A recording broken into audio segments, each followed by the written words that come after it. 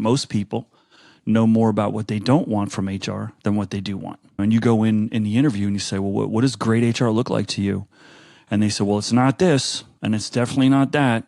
Jeff Weiner is a legendary CEO, and I have heard he can be a total asshole. What was it like working with Jeff? He was looking to trap me in the interview. It was one of those weird interviews where I'm like, you don't really like HR. You've never seen it. And he had this real aversion to talking about culture, right? I mean, he literally told me in the interview, you are not going to be my consigliere. That is not what I want here. If I take a look at HR in general, you are serving two things primarily at the end of the day: judgment and credibility. Those are your products. And the best way to realize whether your judgment matters and whether you have credibility is to deal with gnarly stuff quickly.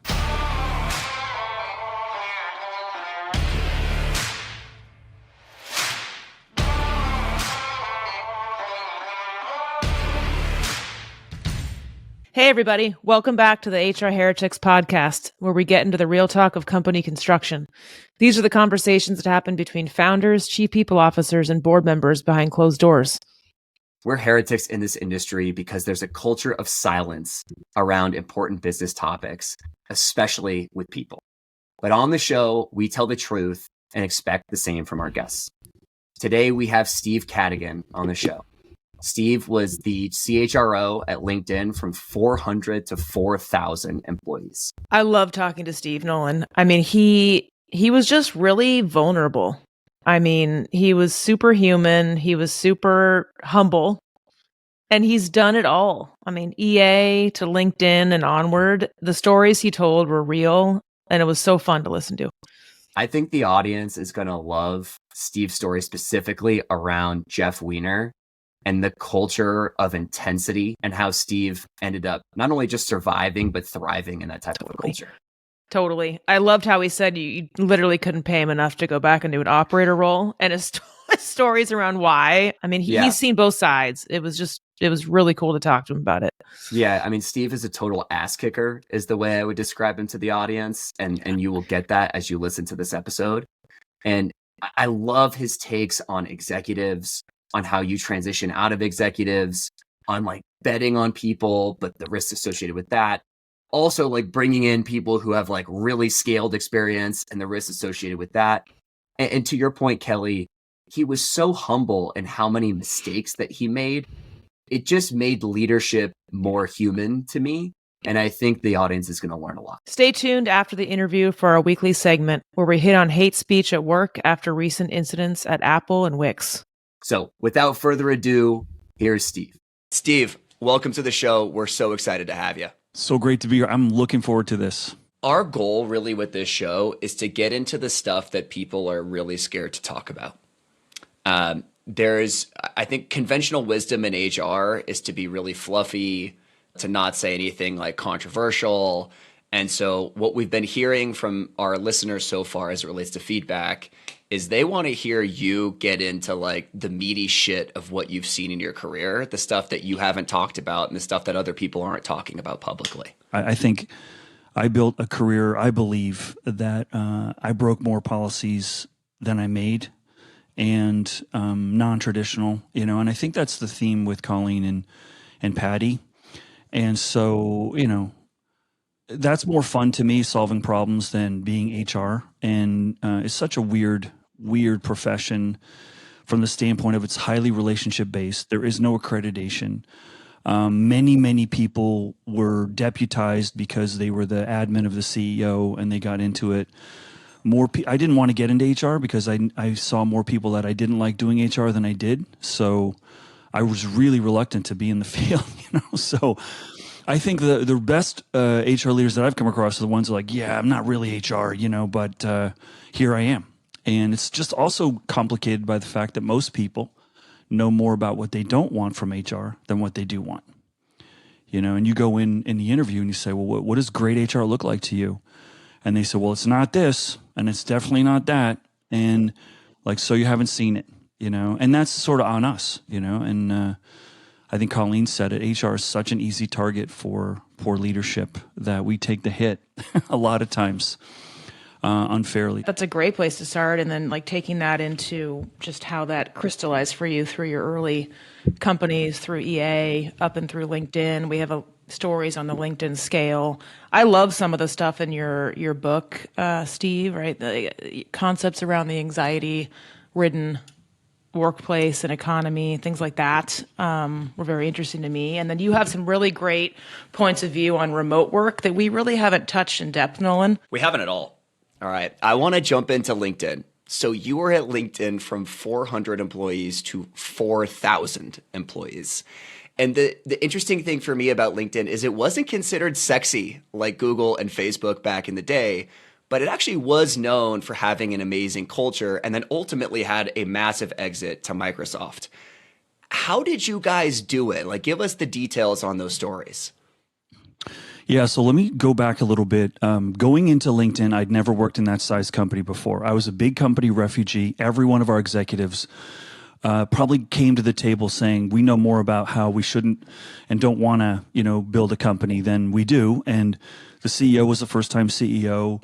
No one had ever been in this product space before, recruiting product and so forth. And so it was a real adventure, an experimentation exercise on a massive scale. And for me, walking in the door, I thought, well, how hard can this be to build a company? I mean, I've seen every mistake. I've made tons of mistakes over the course of my career. How hard is this going to be? And what I didn't appreciate was I'd never built a company before. And taking HR down to the studs and having nothing.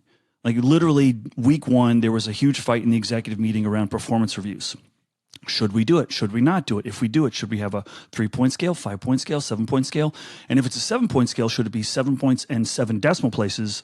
And if we give a rating, should we tell the employees or should we not tell the employees? And what's the rhythm of that? Quarterly, biannually, every 6 months, annually, whatever you want to do. And then should we also do rating and ranking? And I'm like, are you kidding me? You guys have been around 5-6 years.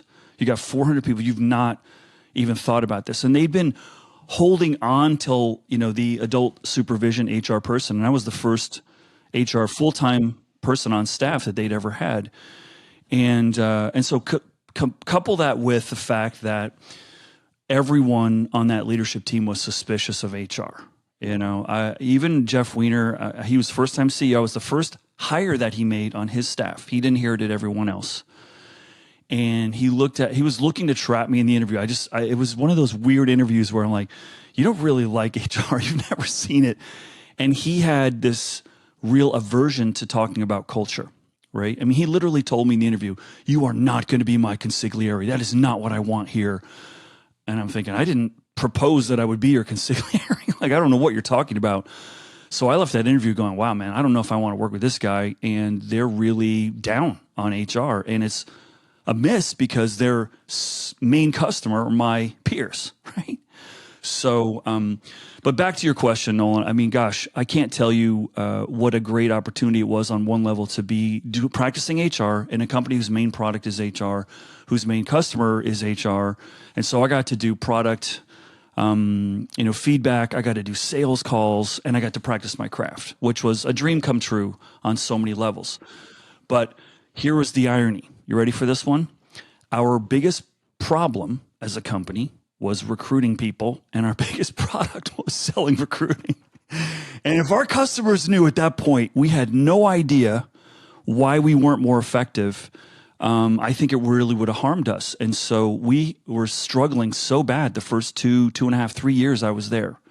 And finally, we had this moment of truth, if you will, sat around as a leadership team. And, I was saying, listen, everyone we're competing against is got a bigger budget than us. They got bigger salaries, better benefits, better. When we used to work in buildings, I don't know if the listeners remember that, but we used to work in buildings. And I mean, our neighbor, we were surrounded by Google and their daycare centers and their sushi chefs and their fancy buses. We had to go over new hire orientation, how to avoid getting hit by the Google buses walking to the buildings. And so, and the bikes. And then Netflix comes in and says, we're just going to give you a number like 400,000. And then you say what you want in stock and you say what you want in bonus. and vacation. And we're like, what? Our whole package is 400, but there's this bonus. And if you do good and the customer likes us and, the accelerators come in. So it was really, really hard. And so finally we have a moment of truth as an executive team where I sit around and say, guys, we really got nothing here. So you got to give me something. You either give me more budget or you give me some kind of, reason for us to give candidates of why they should choose us, because they're not. And our decline rate was off the charts scary. I mean, something like 40% offer acceptance rate. So that was a moment of truth where we finally asked a question, which every company should ask. And I was going into this, I don't know, something like 25 years in HR, 30 years in HR. I'd never asked this question, which is so elemental but so profound. Why would anyone want to work here? And the reason we never asked the question is we just assume because we're nice, people are number one, we're great, we're going to make good money, we got a good leadership team, and we got good investors, and the future's bright. And we have beer Fridays and all that. And what a candidate hears when you say that is blah, blah, blah, blah, blah, because everyone says that, and then they do listen to the beer part, but that's about it. And so I'm asking the team, like, what do we got? We have no beautiful vacation. We have no beautiful buildings. We have no technology luminary on staff. And so it forced us to really look at ourselves in the mirror and say, okay, what do we have? We have a problem we're solving, helping people find their dream jobs. No one can touch that. That is really beautiful. It's better than selling DVDs. It's better than helping kids develop their short attention span capability over there at Facebook. And it's better than, proliferating fake news or being engineer number 7,000 over at Google and buffing the trophies of everyone before you. I don't know. What do you want to do? You want to help people find their dream job, or do you want to go over there and be assigned, some random project that you don't have any input into? It's up to you. And we started turning the tide. And then here's the moment that really changed. And if you have the opportunity to do this as a company, I would highly recommend that you really leverage it, which was, we said, what asset do we have? So why would you want to work here? Okay, answer, problem we're solving. Second thing is, what assets do we have to really differentiate ourselves in a very, candy store career, of Silicon Valley? Like, it's a career candy store. And we said, well, we can't pay people more. We don't have all these things, but we can make working here the most learning rich experience of your lifetime. And then someone said, it wasn't me, someone said, and by the way, we're the professional network. Shouldn't we be the best place for professionals? And it sounds so obvious in retrospect. Like, yeah, we should own that. We are the professional network. It should be the greatest place any professional's ever been. And so we didn't agree on much as a leadership team. I mean, this was not, a LinkedIn leadership team was not a, hey, let's go hang out and have barbecues. It wasn't. It was like, very competitive, very intense, mirroring the personality of our CEO, Jeff. And so, we were sort of all in on this is going to be the greatest job you ever had. We can't pay you more. We believe if the company performs, there's going to be a great destiny for lots of us financially. But this problems we're solving, and we're going to create something great. All that amongst Jeff starting off with, I really think culture is a trap. Those posters on the wall, that's a trap that the employees are going to call me out on. And he'd seen at Yahoo all this talk about culture and all the executives doing the other things. So what helped us turn the corner was recognizing who we were. It was kind of like organizational puberty, right? Like all of a sudden, oh, okay, that's who we are. Okay, we got to be a great professional network. Okay, yes, it's our birthright. We should own that. The problems we're solving, let's really articulate that well. And if we don't have any tech luminaries here, let's start bringing them in for lunch and learns and so forth. And that really started to turn the tide. And I would say my first 2 years there, I bet not a single person came in without a pay cut, not one. Yeah, and so that was really helpful. It's so interesting that we take our experience before, like you said about Jeff and Yahoo, and I was at Yahoo too at the time Jeff was, and I get it. I get taking those experiences and it imprints on you. You're like, I'm never going to do that again, or I'm going to do that over and over. It's something that I find very fascinating. Steve, you said something that I thought I've felt in my own career, and I think a lot of folks maybe on the line are feeling, and maybe they're the founders are the ones that are imprinting this on them. But you said, I got there and they didn't like HR. It's usually, especially in these early stage companies that are growing from the outset. Nolan, you might have a point of view as well. It's kind of like this necessary evil that we know we have to have, but we don't really want steering the ship or taking it in a way that we don't want to take it. And I've been through that, and it's like this double whammy of clawing for trust and a place at that table, and also trying to put in what they see as right boring foundations that aren't about product, that aren't about sales, that aren't about revenue, but they're necessary. And I don't know about you, but there's been times where it finally clicked, like those moments that you finally get over that hump, and it's almost unfair how difficult that is to do. But can you unpack like when that moment for you happened at LinkedIn and how that worked? Maybe some advice on how to get there, because it's certainly a big hump to get over. Yeah, it is. And I think everyone, I knew in the interview process, okay, these people don't know what HR can do. So one of the founders, the head of engineering, said his main focus of my interview was, what do I think of 401k plans? I was like impressed that he knew what a 401k plan was. So I'm like, okay. Someone was like, are you ready to make a sacrifice? You're not going to see your kids. I was the only executive that had 3 young kids at LinkedIn. All the other ones had either no kids or grown kids, or Jeff had young kids but 20 nannies, so it doesn't count. So for me, if I take a look at HR in general, you are serving 2 things primarily at the end of the day: judgment and credibility. Those are your products, okay? And the best way to realize whether your judgment matters and whether you have credibility is to deal with gnarly stuff quickly, okay? So I'm always looking for that. That's why I love M&A, because you're going to have tons of problems and tons of impossible situations, and people are going to see what you're made of. So the first thing in any organization is every executive's asking, can I trust you? And they're going to put you in situations where they're going to tell you something, and they're going to see if you're going to run to the CEO or the CFO or what you're going to do, okay? And so I was really looking forward to those moments. So for example, in the performance review discussion, they were so ready to hear me say, oh, we have to have performance reviews. Like, hey, I hate performance reviews. And they're like, what? I said, oh yeah, I hate it. I said, can you tell me the moment in your career that changed your life was that great performance review that you had? I was like, has any executive ever said that pivotal moment was that great performance review I got? No, it's deflating. It's a horror show that you're asking your leaders to go through. And most people, especially in Silicon Valley, have never been trained on how to deliver this really, really well. So I'm like, yeah, I'm all in. Let's not do it. And they're like, what? No, we have to do it. And then I had them. I totally had them. I'm like, no, we have to. Why do you have to do it? Well, because we need, to make sure that we're realizing high performance. I go, but do we need a performance review for that? So right away, I'm laying it down. Like, no, I'm not coming from some policy playbook that they're expecting me to implement to deflate their, ambitions to build a great company. So that's when I put them in the position of coming to lobby me for infrastructure versus me hammering, with my policy Bible under my arm. Second day on the job, CEO's assistant's father passes away.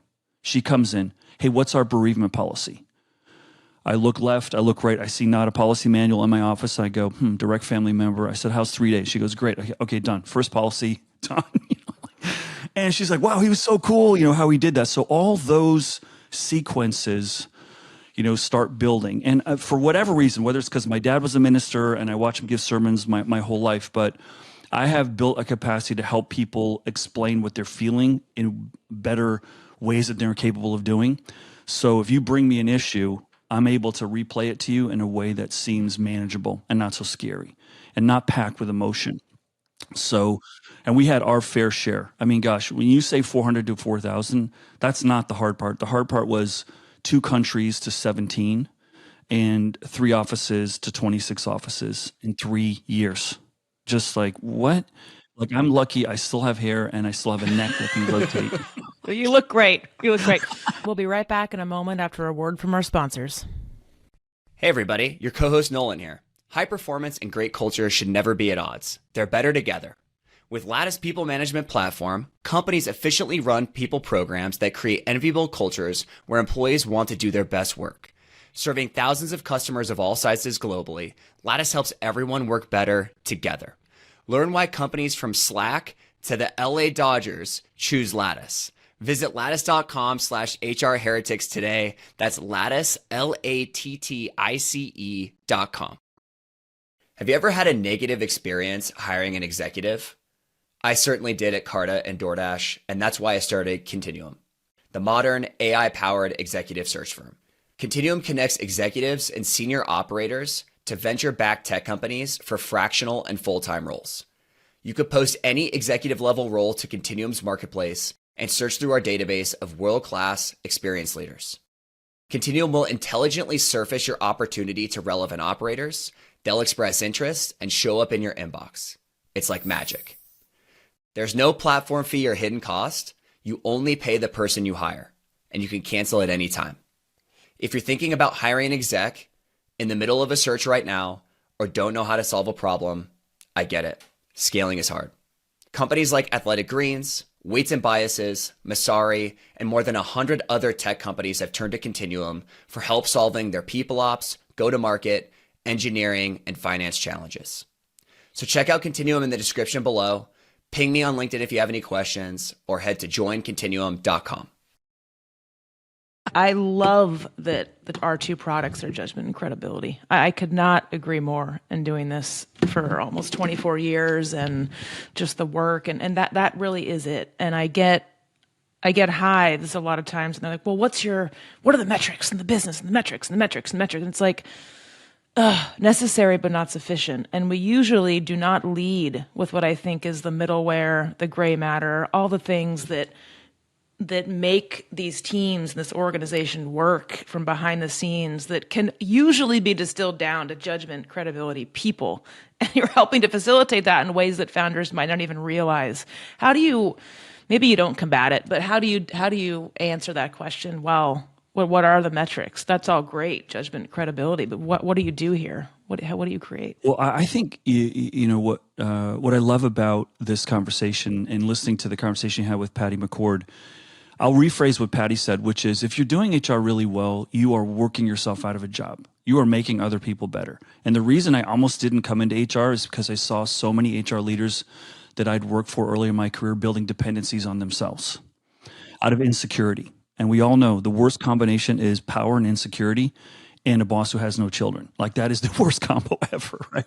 Or in HR, someone who used to be a labor lawyer. Then it's like a quadruple whammy because everything's viewed through the lens of this could blow up and let's double down and protect ourselves, right? So I think the way I think about this is we have a really hard, impossible task, which is compliance and construction. And if I'm the person coming in and saying, here's your development plan, and I'm going to make you a great executive, and next day it's knock, knock, we've had a sexual harassment complaint about you, and I got to investigate it. I mean, that's just like an impossible way for me to build trust and confidence when, I've got this compliance monster that I got to adhere to, which is, necessary, but I also have this constructive notion. So, I think you have to find your rhythm. Right. And this is the thing that I think a lot of HR people may not appreciate. And let's just take a moment to give ourselves a hug. Like if you look at the full domain of, let's take, sourcing, recruiting, onboarding, training, compensation, immigration, relocation, labor law, diversity. Now we've got all kinds of like HR analytics and we've got AI coming into the, to the scene to, and then we've got all kinds of systems that the CFO bought that we had no input on that we've got to leverage. And it's really complex. And if you're really good in HR, you're probably excellent at two of those disciplines. And that's just the job inside the company. Right. Like all the stuff outside with the world. I mean, let's just tack that on to the Sunday. So you're excellent at two. You're okay at like 3 or 4. You can talk your way around another 2. And then you got to surround yourself with people who are going to cover all the other places, right? And everyone's portfolio is different. So my suggestion is whenever you're looking at an organization as an HR, potential HR leader in any role, look at the leadership team where they worked before. And that'll tell you a lot of what their expectations are. If I had someone from prior to Satya over at Microsoft, if I had someone from Microsoft, they are really political. I knew it was a really rough environment. If someone was from Google, they were used to seeing, somewhat of a progressive HR practice. If there was ex-Yahoo, like I want to know the pedigree because there, it's been a while since I was practicing actively, about 10 years since I left LinkedIn, but that's always important, because that pedigree is going to inform what their expectations are, right, around human resources. And if you can kind of get a sense for that, you don't have to start from zero when you go into an organization. You can start with sort of, where they're probably thinking about the function. Steve, what's your take on HR people, you're coming at this from a completely different lens than what I hear generally from HR folks. You're coming at this from a business lens and a problem first lens and first principles lens. I typically hear from HR people like, we actually should implement performance reviews right away if we don't have them because we are concerned about compliance. What's your take on those folks? Yeah, I don't think compliance is the goal. I think high performance is the goal, and performance management is something that could contribute to that. Where we ultimately got to in implementing performance reviews is because the CEO, Jeff, says, I hate these things. I don't want to do them. I said, okay, well, then you go tell the board we're not going to do performance reviews because you don't want to do it. And I'm not doing it. And the biggest reason performance reviews don't stick is because of no executive buy-in. So I'm not even going to waste my time. So you go do it. So he's not ready to do that. He's like, okay, we better do it. So I'm like, okay. And I say that with reverence and respect, right? Like he was the first time CEO. He didn't know. And he'd been more burned probably by that than others. So, there's a couple of, for me, there's real benchmarks for someone in the HR evolution of growth. One is, I always like to ask people, where are you in your philosophy of HR? Do you have one? Like, why is HR here? Okay. Because that'll tell you a lot about where they are in their growth. Like, what is our function? What is our purpose? Why are we here? And if I hear something like, oh yeah, we, make employees happy. Nope, not here to make them happy. We're here to win. It just so happens happy employees tend to win more, but the goal is not happy. The goal is winning. And if we make happy an objective, we're disabling hard conversations. We're disabling confrontation. We're disabling the storming, forming, norming, the natural evolution of teams. So let's, recognize that, not to disable happiness, but the goal is winning. And that means we need to help people have hard conversations. That's why performance reviews are necessary, because we need to build that muscle of people being honest and having conversations. But I also subscribe to the Marcus Buckingham school, which is let's talk about strengths more than weaknesses. And someone's not good at this, and they may never be good at it, but they're really good at these things. So let's design their job to more double down on those things. So I mean, like I told you, I had the great opportunity to build HR from nothing and to question everything. How many levels? What's the compensation philosophy? How do we want to do all that stuff? And when you do that, it really forces you to really, address things that you took for granted earlier in your career, right? And so what we finally got up to when I left, and we went through 4 different iterations, but it was quarterly conversations, not a review. Steve, I love your whole aura around HR, your style, your directness. I'm discerning that you're not the easiest guy to work for, right? If I'm a new HR leader and I'm coming in and I've got my best practices book and all my stuff, like, how did you make more of you? How did you push them? I'm sure it wasn't always comfortable, but what is your philosophy on teaching and literally building great HR leaders? Because I don't think we have enough of them with your makeup, I would go so far as to say today. Yeah, I mean, I don't know. You have to ask the people that work for me how much of a nightmare it was. And I think, gosh, on LinkedIn, I made a ton of mistakes. I mean, it was new, and I made a lot of mistakes. If I were to go do it again, which I never will, but 4 years felt like 20. But I think that what I tried to do was really make time, value their success, ask them in the interview process, where do you want to go in your career, and how can I help you get there? I mean, that's what was refreshing listening to your conversation with Patty. Like, we got to the point in Silicon Valley where, I don't know what the median tenure is right now, but it's somewhere around, a year to 18 months probably. And for engineers, probably a little bit less. So we began our interviews with, hey, when you leave LinkedIn, what do you want to be doing? And people will be like, what? We're talking about my exit? Have you given me a job offer yet? Like, what's going on? And we just said, let's have an honest conversation. Like, we know you're probably not going to stay, and that's fine. But let's make this the best part of your journey, right? So how can we do that? And so I try to do that with my team. Try to be pretty clear on what my expectations are, and also try to be supportive of them. Like, what's the biggest thing blocking you, and how can I untangle that, right? And we were really, when you're growing like we were at LinkedIn, it is really hard because the company's changing every day. And every department's got to build different and better processes to try to support the growth.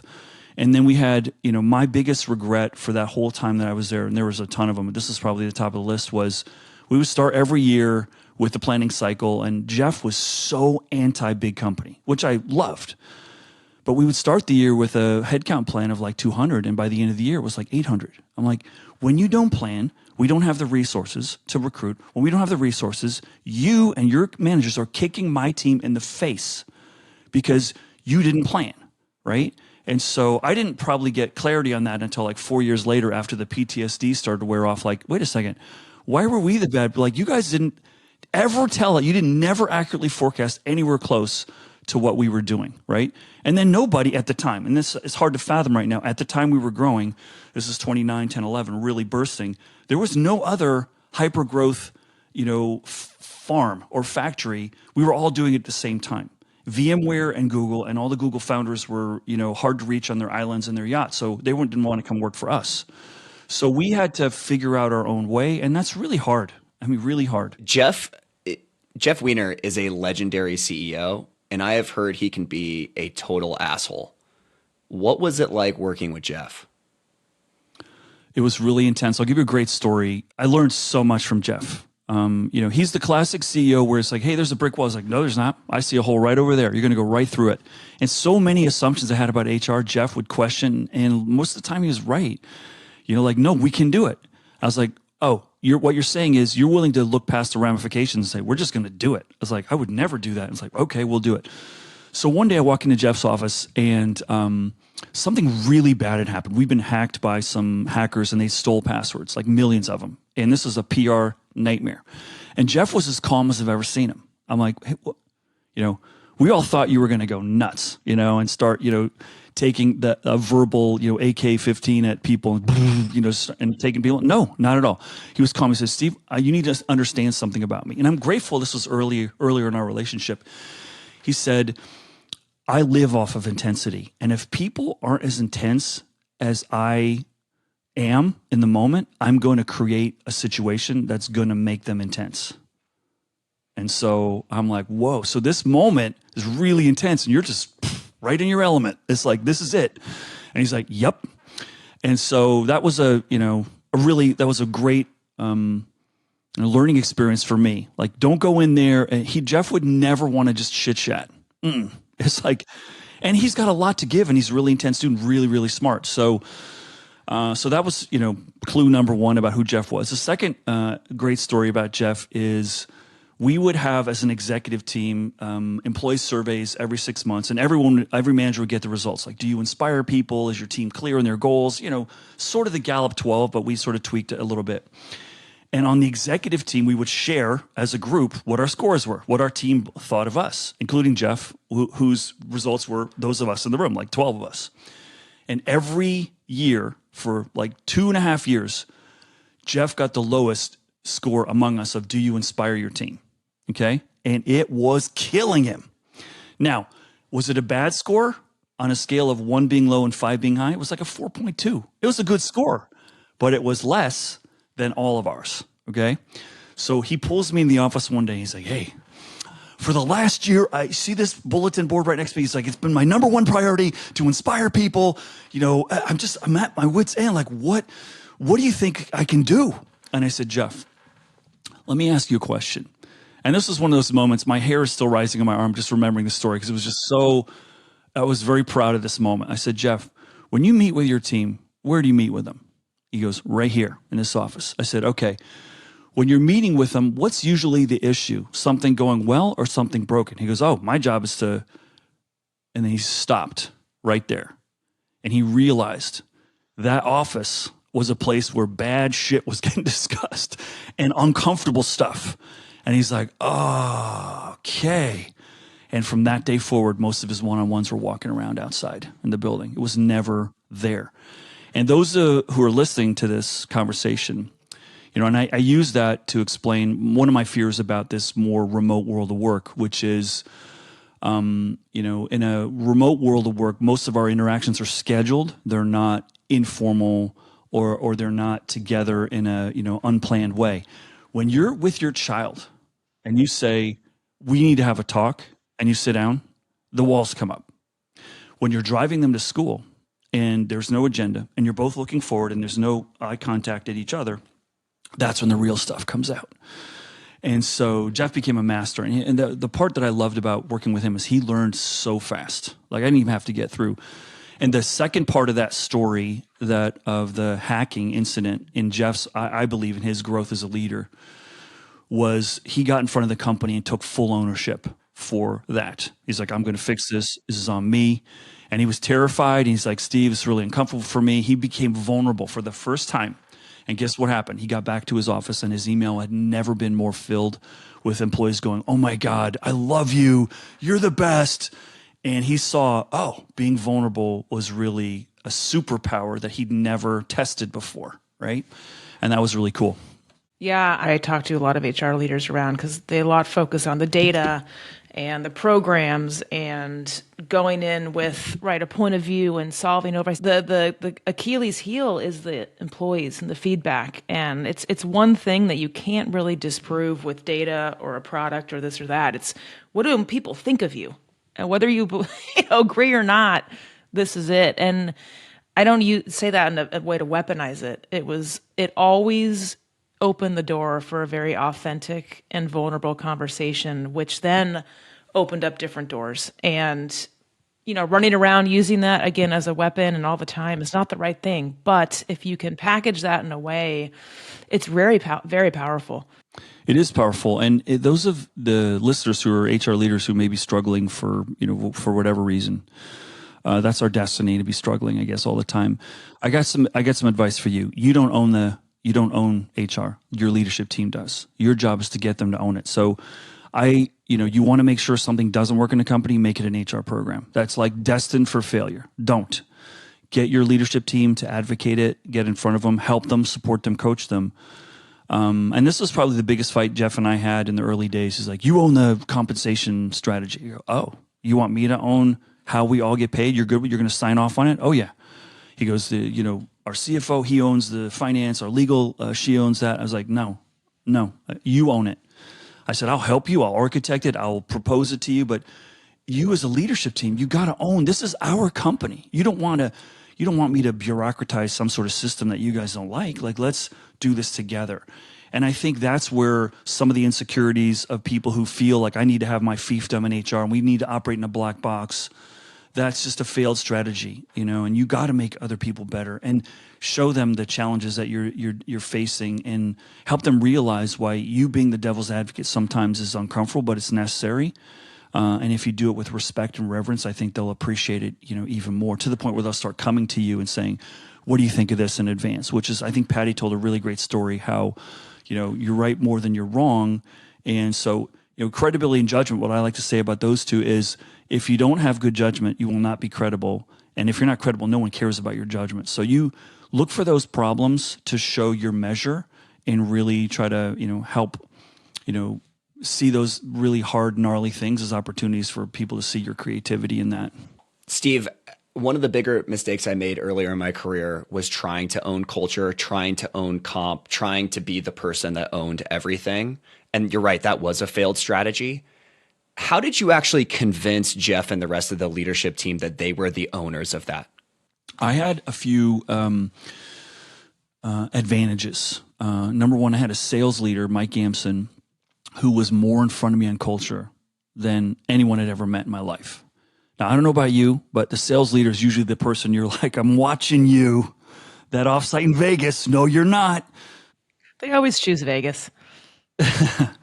I know. I almost started like a short book for us saying, it's called HR translation. Like, when you say this, HR hears this. When you say we're having a sales conference in Vegas, HR hears I'll be firing someone on Monday.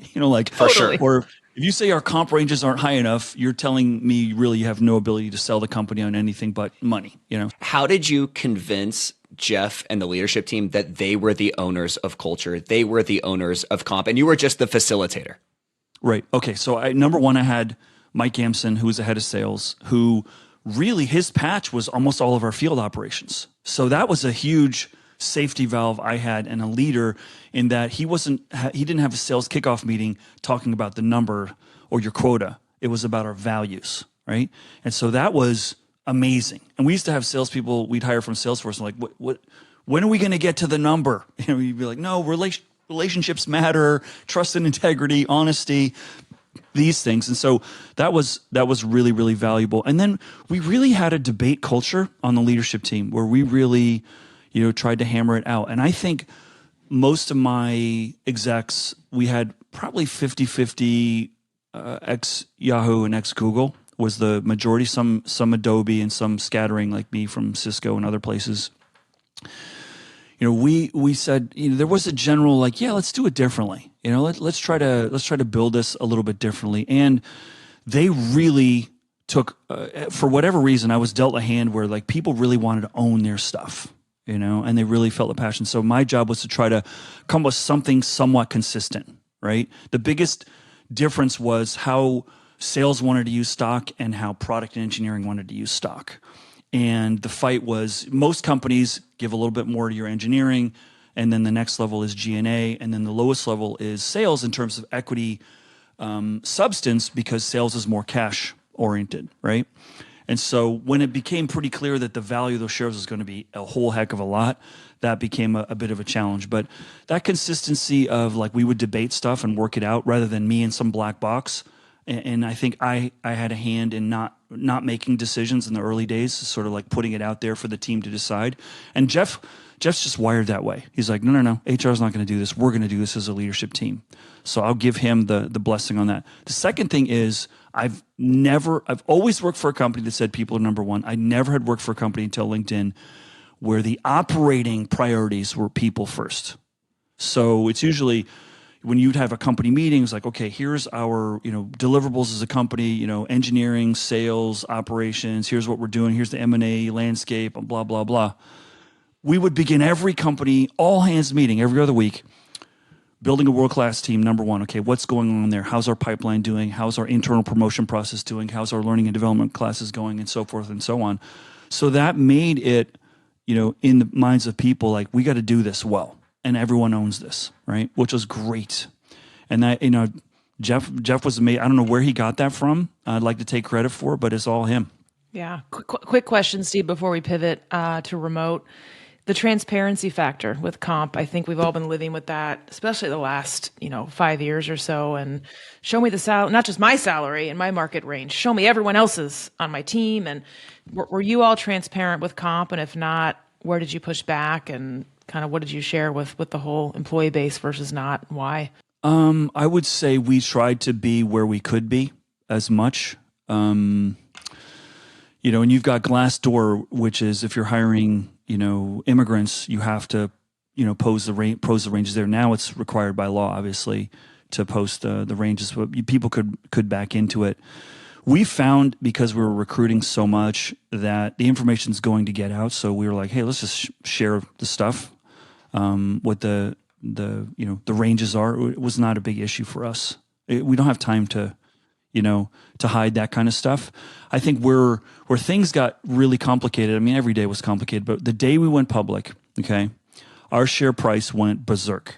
It was going up and down like a, shock absorber, 100 down to 70, down to, 95, down to 60. And all the candidates that were in play were terrified about having their start date when they'd get priced be the wrong number, the high one, right? They want the low one. So we pivoted to RSUs. And I said to the leadership team, I don't want RSUs. I want only upside. I don't want the safety of a lower number. I'm here for an escape velocity opportunity. So we made a decision as a leadership team that the executives would only get options and the rest of the staff would have RSUs. And that was a problem because all the employees perceived that as hey, that's better. And so what we did, we had to backtrack and we said, okay, when we're going through the conversion for new hire, if we'd offered you an option and we're going to convert it to RSUs, which is about, a third is usually the number that, most organizations use when they do the conversion, we'll give you the choice. You decide.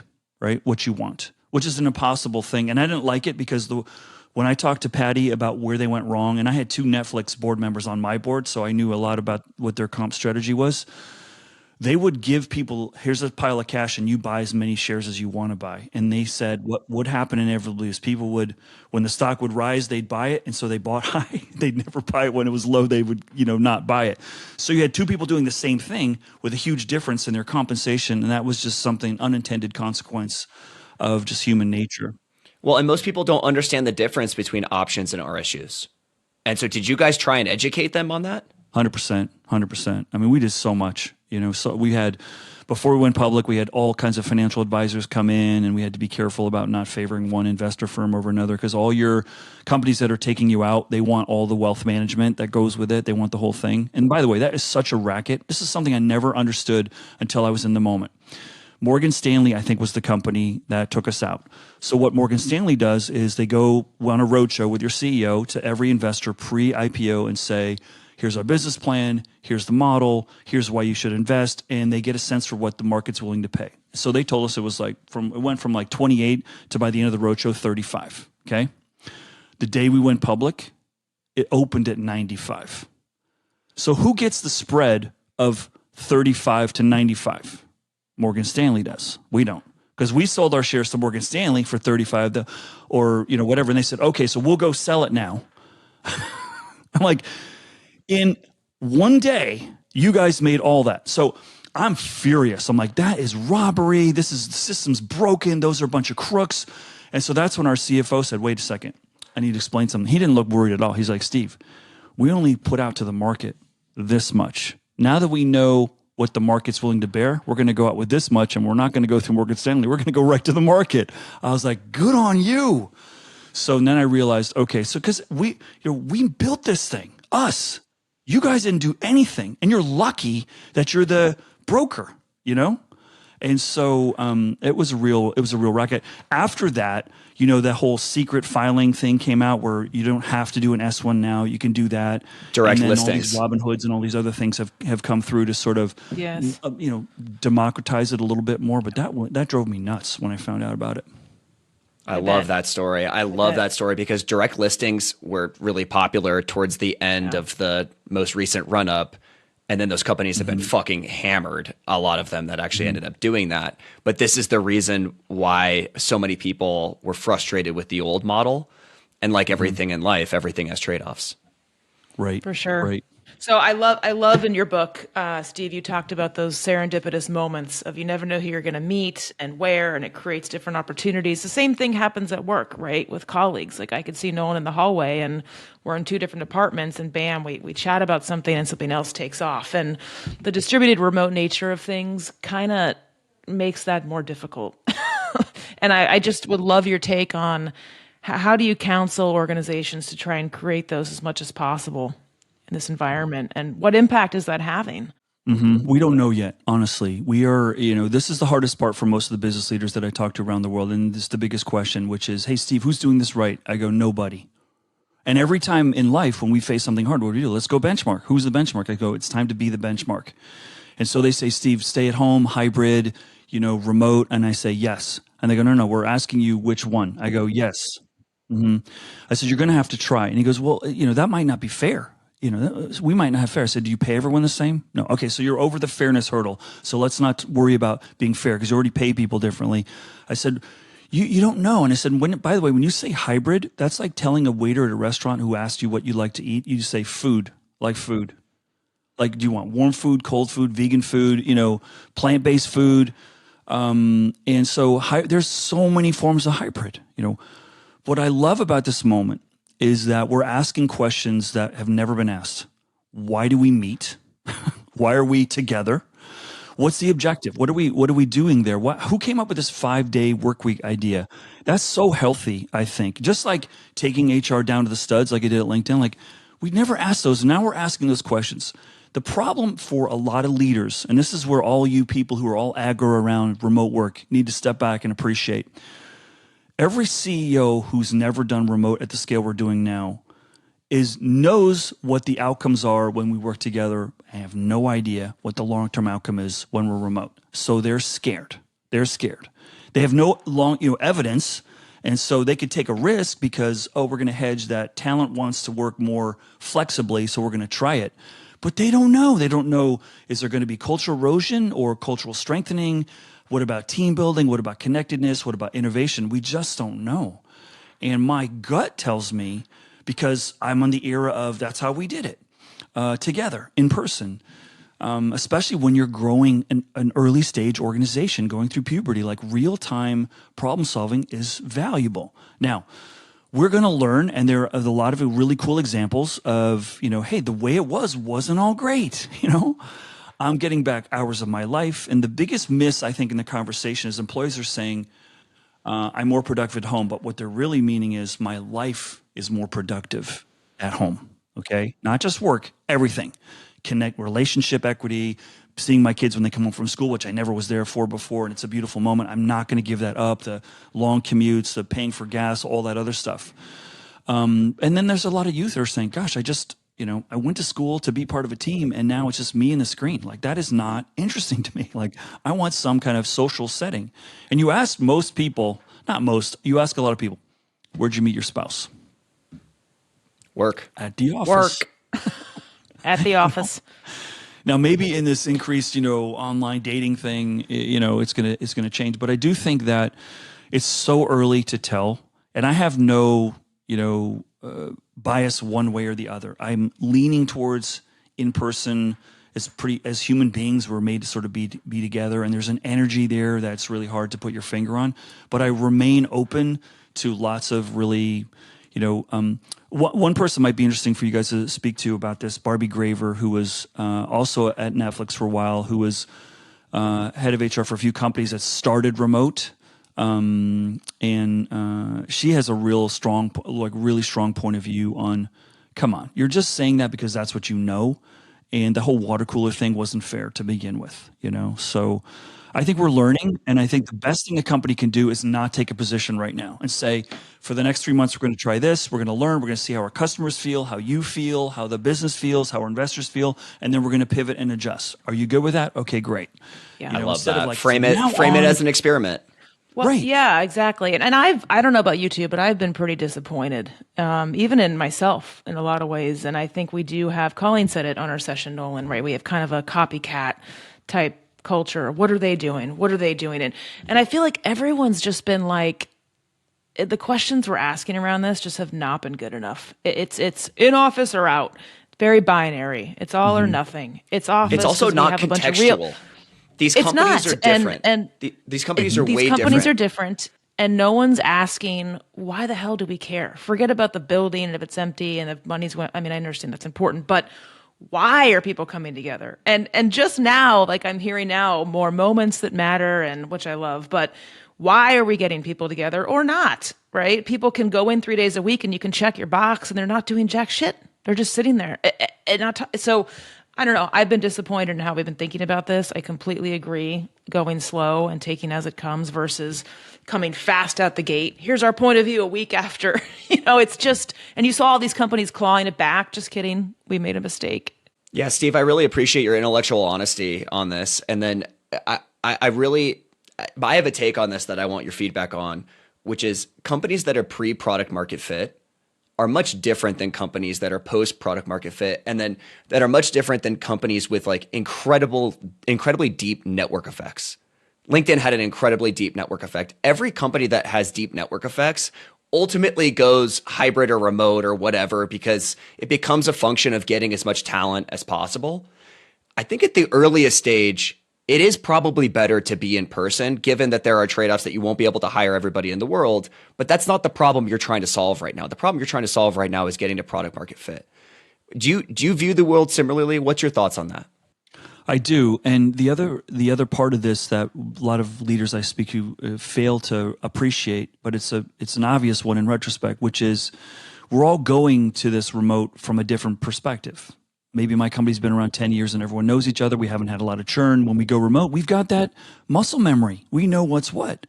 If you're going remote and you're adding 50% growth to your workforce, the degree of complexity is just far greater than a team that's going more remote, that's already got the muscle memory. It's not going through lots of turnover, So how every team's approaching it, the kind of business that folks are in is very, very different. And so, but I generally agree with you. The earlier stage, earlier product market fit, sort of where you're in the evolution, I do think the real-time problem solving is pretty essential to you. And I've not seen that realized in a super remote framework yet. I want to talk about blitzscaling. So Reid Hoffman coined this term, and he wrote a book about it. You were essentially head of blitzscaling at LinkedIn. And when I read Reid's book about this, it seems like, oh, like once you have product market fit and you just like, boom, you step on the gas and you go. It's never that clean internally.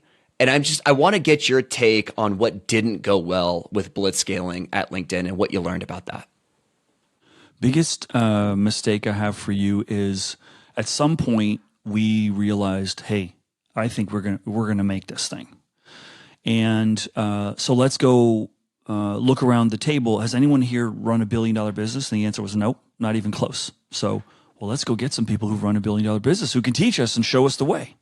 So we did. We went out and got 2 hires in different parts of the business, marketing and sales, that had led $1 billion portfolios, and they both failed miserably. And they failed because they didn't build $1 billion industry; they just led $1 billion industry. So they would come in and say, "Okay, where's my 6 admins?" And then we can get going. We're like, "We don't have admins here, and if we do, they're shared by 3 executives. Like, what are you talking about?" And they were just paralyzed in fear of how chaotic things were. And so, that's when we realized at that early phase, blitzscaling, you really need builders, man. You need people that just groove off of crazy, that realize the highest source of energy in the universe is chaos, and that can be a good thing. And they are good people at bringing order from nothing. And they're hard. They were really hard to find back then. So that was a huge mistake, that we made. Reid has admitted, like when Jeff came in because Reid made a bad mistake in his first CEO hire. So he was first CEO, and then he hired this guy, Dan Nye. But there was massive confusion in the organization. Well, who should we go to? Should we go to Reid, who's basically the human embodiment of Yoda, if you've ever met Reid? Like, the guy is, like, incredible. And I think Lucas probably looked to Reid for inspiration when he thought of the Yoda character. But anyway, so should we go to Reid or should we go to Dan? And Reid, has said, like, I confused that. I didn't let Dan run the show. So when Jeff came, Reid stopped coming to the office so much, and he wasn't there so much. So that, differentiation gets to, I think, one of the, challenges that every organization faces when you blitzscale is, as Jeff used to say, jobs are going to outgrow people. People are not going to tell you that the job's outgrown them. Like, is any pitcher going to say, "Hey, coach, take me out. The game's a little too intense for me right now. I think there needs to be a sub," No. And so how are we going to do that? And then when you get really successful, and you both have had these rides, there's a lot of money riding on it. There's a lot of reputational equity. Like, why did you leave LinkedIn? Like, you knucklehead. Like, that thing was on a rocket ship. Like, something bad must have happened, So when it's not working and jobs have outgrown people, like, how do we deal with that in a way with gravitas and respect, but also speed, because we need someone in who kind of can help get us to the next level, right? And some people are going to grow and roll, and some people aren't, right? And that's really hard. It's really, really hard. And also, when you've not had leaders go through that, they're not thinking about that necessarily. They're not paying attention to that. So that was, I think there's a bunch of things. I sat next to Jeff, and then the office on the other side was Reid. And any chance I got, and those 2 guys, Jeff and Reid, could not have been more different. I mean, I'm so happy that relationship worked, but as human beings, very, sort of yin and yang, if you will. Like, they're very different, but boy, that worked really, really well. And those are the ones that come to mind, Nolan, when you ask the question. The hiring builders versus hiring people who inherited the business at scale is such an interesting lens. How did you guys figure that out? Like, how did you actually assess for builders? And because a lot of people who have done this never want to fucking do it again. Mm-hmm. Mm-hmm. Right. Was it the pedigree, like you mentioned, looking at where they've in that camp right there? No way. It's really hard. Yeah, and it's like there's never. I used to go into my one-on-ones with Jeff and say, "Did you hear that sound?" And he goes, "What's that?" I go, "Those are all the balls I'm dropping right now." I was like, and then he would go, Steve, I told you, just prioritize the top 3 things and focus on those. I go, Jeff, when I bring the top 3 to you, I come out with 1A, 1B, 1C, 1D, 2A, 2B. So it's like, it's 15 in disguise. Like, I can't do everything. And as a perfectionist, as someone who really has a high, self-confidence, I don't want to let someone else I want to do my stuff. And my biggest problem was, saying no. So that was, that's just sort of the challenge is, what are you going to focus on? And I think that's where Jeff got really good, is he would sort of pull me off of the ceiling and say, just focus on this, and he had to do that a lot, because I never saw Jeff overwhelmed, but all of us generally would get there a lot of times. And so what do we look for? We look for, people had been in similar kind of crazy growth environments, and who had a little bit of an edge, like you gotta have an edge. And we got, I don't know, Kelli, did you know David Henke at all when you were at Yahoo? The name, yes, but not personally. So this is another great story about Jeff and sort of the early days of LinkedIn. So David was known as if there was a head of operations, we're talking about keep the systems together, the engineers do their thing, but they keep the operations keeps the systems together. David was a swashbuckler. No sentence would not include several curse words. And Jeff looked at him like, I don't know if this company's ready for him. So we got the most prim and proper people in operations to interview David and say, are you going to be scared of this guy? Is he going to be cultural kryptonite? Is he going to just break us? And they're like, no, we love him. And we love the fact that he's colorful and all that. But he's like, the crazier it was, the happier he got, similar to Jeff. It took us a while to start to identify that, but we would seek that in your experiences and things like that. And the other similar thing that really worked for us, Nolan, in terms of how we identified people that would really groove on us, was we got our head of engineering, Kevin Scott, who's now the CTO of Microsoft, published a book recently. He came to us because he'd been at Google for a while, and all these people were hired above him who'd never done what he'd done inside the company. He's like, the shiny new object is coming over me, and he's getting, people are getting hired over him. So like, well, so let's not have that happen here. Come on in here. Let's build this right. And, we were able to get him because they had sort of that cultural norm over there that he just really despised, Steve, you mentioned, and so did Patty in our chat, that it's actually a great time to be in this business, right? That it's blank slate, it's new practices, not best practices. We can lean into redefining all of this, but yet you both would never do it again till hell froze over. Why is that? And because I'm hearing that from a lot of HR leaders, I don't want to go back in that seat. What is that phenomenon? Yeah, I think it's, honestly, if I'm honest, I'm like, I fear myself. I really fear myself. Like, I am not good at saying no, haven't been. I've gotten better over time. I'm a perfectionist. I take a lot on. The best advice I got when I became the first time head of HR was from a boss I had at AMD, Yolanda Gonzalez. And I said, what should I know, Yolanda? Like, I've never been head of HR, and I'm going to be going to this Canadian company. And she said, you got more stuff to worry about. You're going to have to figure out how to deal with all that stuff. And I don't miss that. And here's the biggest heartache I had over that experience for me was having 3 young kids. When I was home, I wasn't home. And what broke it for me, that led to my final decision to go, which was very like on the moment. I didn't think about it very long, but it was a Friday, and my son, it was the fall, and it was like trick or treat or something coming up, and he's like, Friday's like, Dad, are you gonna be home early tonight? And I said, oh yeah. He goes, 8, 9? Mm-hmm. It's real. It's real. 6-year-old. I'm like, oh my gosh, what have I done? Right. And so I had an enormous parental guilt. I feel like I've sort of, made up for that, maybe much to my now teenage boys' disappointment that I'm all up in their stuff. But I think that was probably it for me. Is it like a contact high? Absolutely. Doing it's like really, really great. I'm very proud of the stuff I did.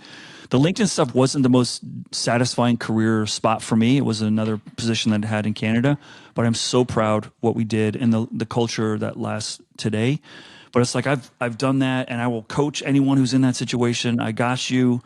But no, I'm not ready for full time. Yeah. I feel like you just described what I'm feeling as far as the balance, but loving the drug. I mean, it's very Right. addictive.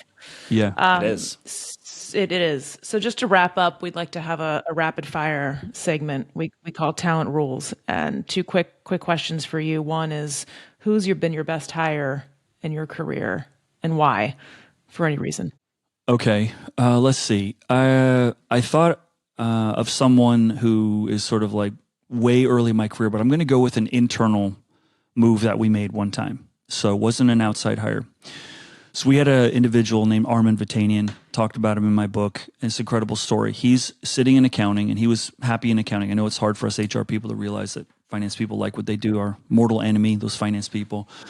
Armin was training to be an Olympian for the Armenian Olympic team as a marathon runner. And he was failing in his capacity to train. He wasn't putting in enough hours on his job, and it was like really wearing on him. So he comes in, and we knew this was about to happen. So the CFO, also named Steve Sordello, and I knew this was about to happen.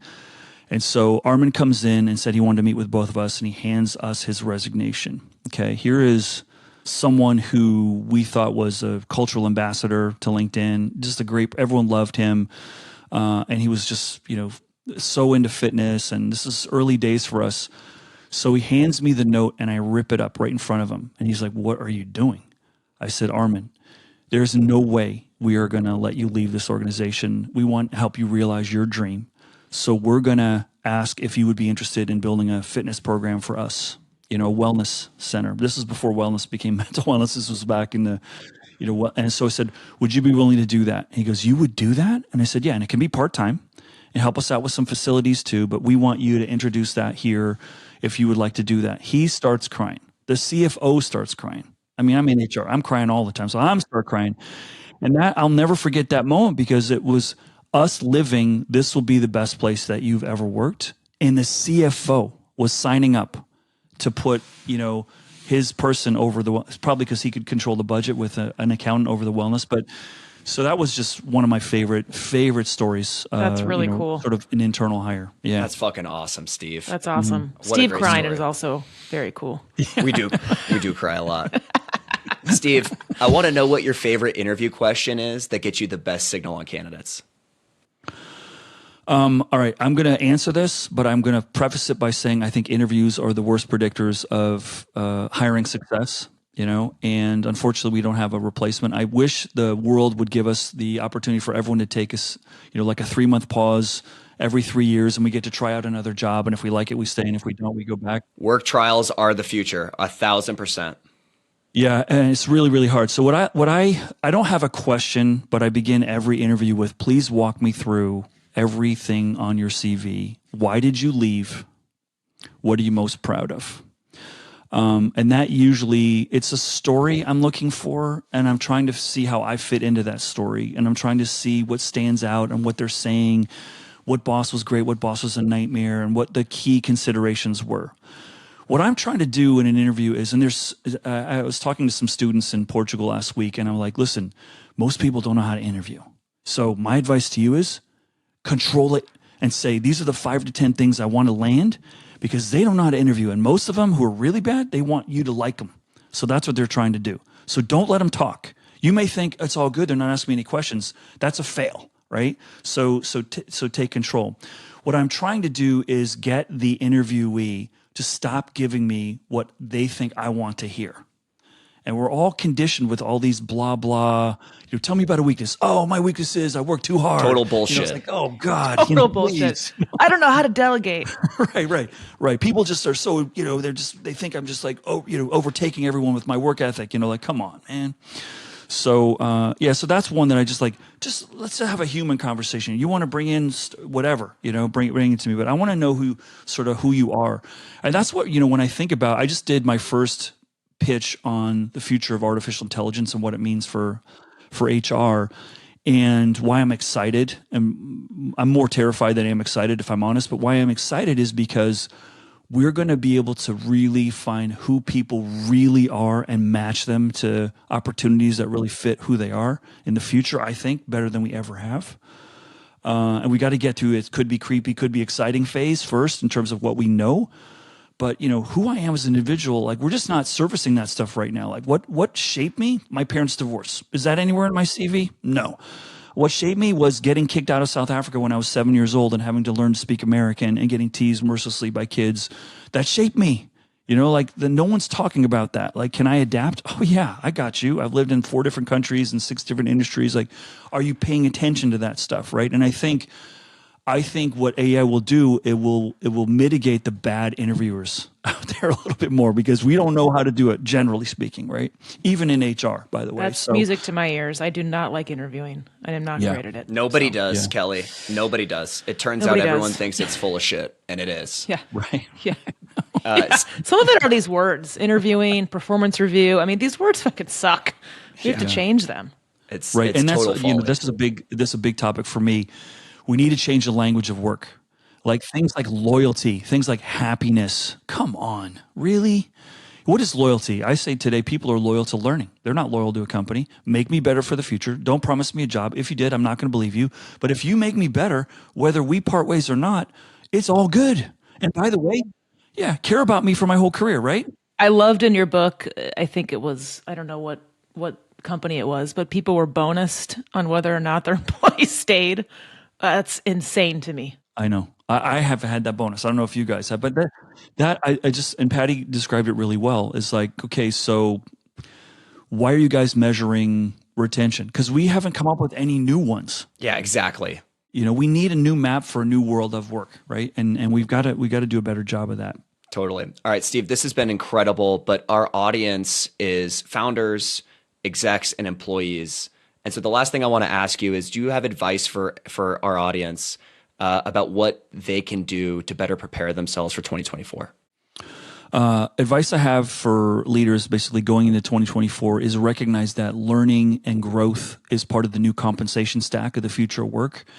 And I'm not talking about classes with your professors from MIT, Stanford, Cal. I'm talking about new assignments, new experiences, new opportunities in role will unlock energy that will get the work not to feel like work. As Simon says, it's all about the why and it's all about the how. So we are increasingly finding that to find qualified people is increasingly impossible.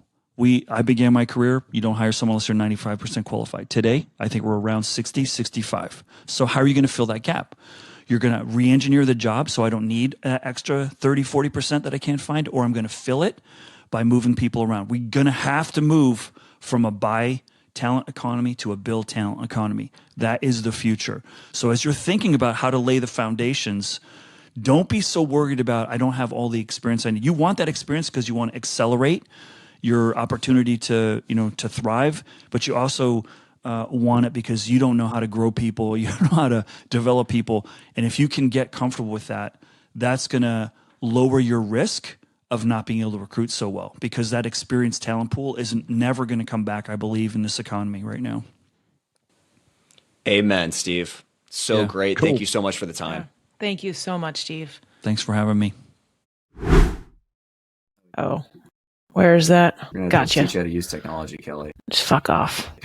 Put you in that boxing ring. Dude, yeah, so what is your story? Did you have like... Fuck yeah, I have an amateur career. Let's go. All right, so the thing that everyone should know is that I started MMA like 3 months ago, and I do it every Monday, and the reason I do it every Monday at 9 a.m. is because I get my ass kicked by a guy who had 7 fights in the UFC. And so literally my week can only go up from there. It is the very bottom and the entire humiliation of Monday morning. And so I started filming it. Started MMA because Zuck does it down the street from where I live. Get the fuck out of here. But it's like, no matter how many people hate me for the open to work badge, open to work, Ramsey will kick my ass on Monday, and it's just all easy from there. I've gotten trolled so much. Hey, open to work. I'm like, fuck. Well, life is this green fucking badge I'm dreaming about. So anyways, Kelli, we're going to shift from the open to work badge because I've been burned at the stake on LinkedIn. I am not upset that we're shifting.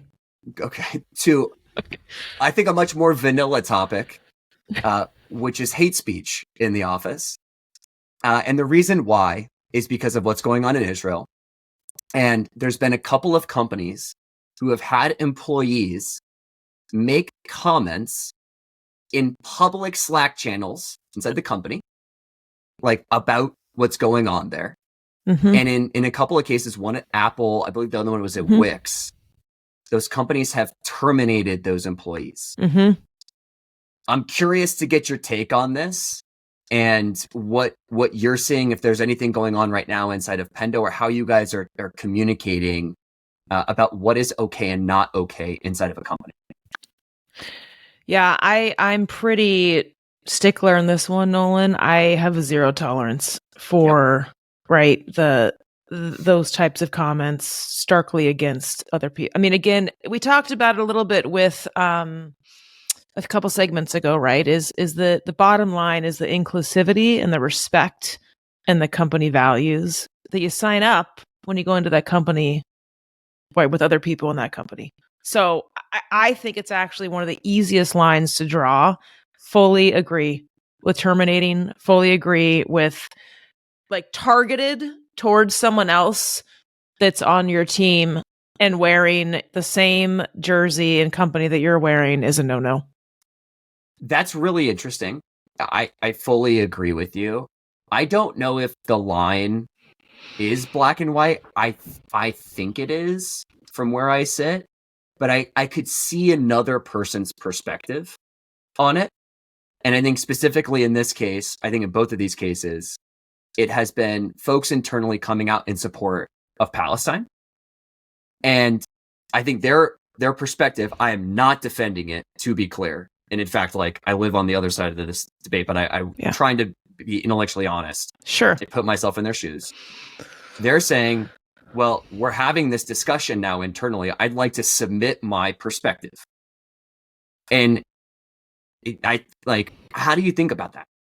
Look, we started this by saying hate speech. Yeah. That is very different than I support Israel or I support Palestine or I support blank in the right forums with the boundaries set within that company. Those two things are very different. What I'm talking about is literally targeted hate speech against someone else. That is different than I'm going to speak in the forums that the company agrees to and I adhere to about what I support or I don't support. Yep. I'll bring up what I brought up in our last conversation around politics at work. I think this is furthering the point of politics at work is a very complicated and slippery slope. And my take continues to be, which I think we're starting to see right now publicly, it's so hard to draw lines and then have those lines move with current events that it just feels like it's so much easier to not have those discussions, especially on Slack, where people are trying to get shit done. And work is thought of as a reprieve for many people from what is actually going on in the world. Yes. And I think that that's okay. And I think more people are starting to come around to like, can I just get my shit done at work and not have to worry about, being at CNN while on Slack? Yeah. I mean, I'm personally getting closer to that just because of everything that's going on. I do think the lines are blurring. I just where I stand, Nolan, is to not be sensitive to how those things might be impacting people. And maybe that's, hey, take time off. Yeah. Right. Maybe it's leadership being more sensitive to when people are being affected by that.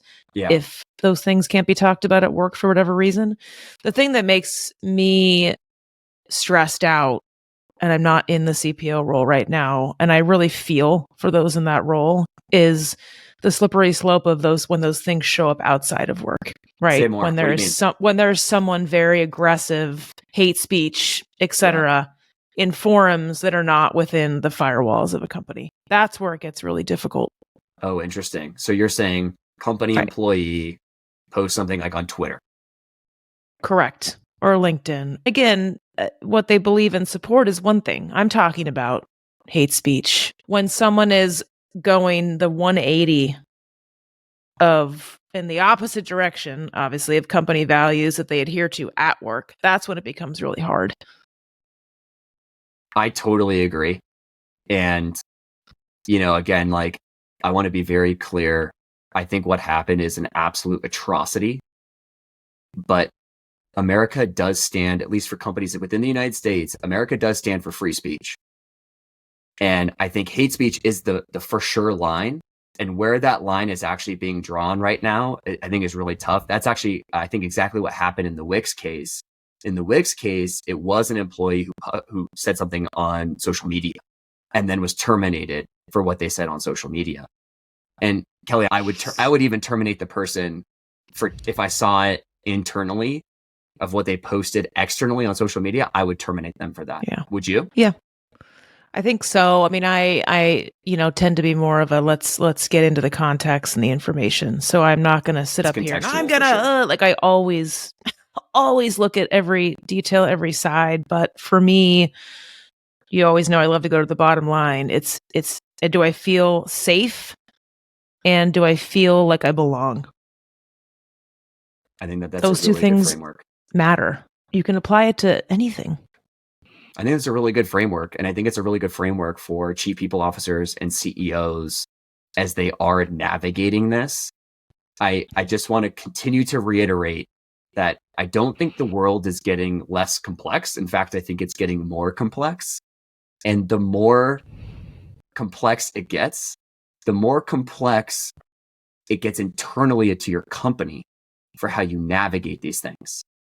And so I would encourage CEOs to think about this now, especially going into the new year. And I will tell you, it is a breath of fresh air for me to turn off Twitter, to turn off the news, to come to work and to get shit done with my homies. That's really fun. And I don't have to worry about politics here. And I think a lot more people are coming around to that idea. I agree that the world is becoming more complex versus less. And I just wish, we would say that more, right? Everyone has to have an answer. Or what's your view? What are we going to do? And sometimes it's like, I don't know. I'm really stressed out. I'm in over my head. I'm personally overwhelmed. This sucks overall.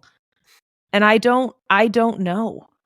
Someone asked me, what is the role of a chief people officer recently? And I said, our role is to help leaders live in the goddamn gray.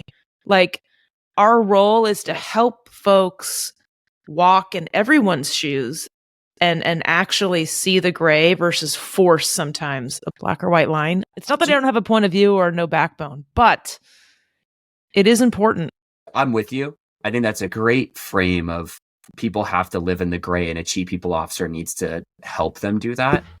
I think the chief people officer can also reduce the gray. Nothing is black and white, especially when you're dealing with humans. But otherwise, you just spend so much time going through these cycles and then you're not building the business. Like you're right. A lot of this stuff is just not building. It's not business building. Yeah. It's distractions. No, you're right. I mean, we got to eliminate those. Yeah, we could spend all day, but that's what I mean. What is the simple way to cut through inclusivity and belonging? One example. Yeah. And when is it a time not to cut through and actually stop and be thoughtful? So, audience, we would love to hear from you all. Ping me and Kelli directly, by the way. Many of you have over the last couple of weeks. We thoroughly enjoy it. We're trying to bring those topics into the show. And so keep pinging us because we know how hard it is in the seat. And oftentimes you can't say things publicly. And we want to be that voice for you. We want to talk about the really hairy topics. So ping us. Let us know what else you guys want to hear. HR Heretics is a podcast from Turpentine, the network behind Econ 102, Moment of Zen, and Turpentine VC. Subscribe, 5 stars, share it on Apple, YouTube, Spotify, anywhere you get your podcasts, all the things.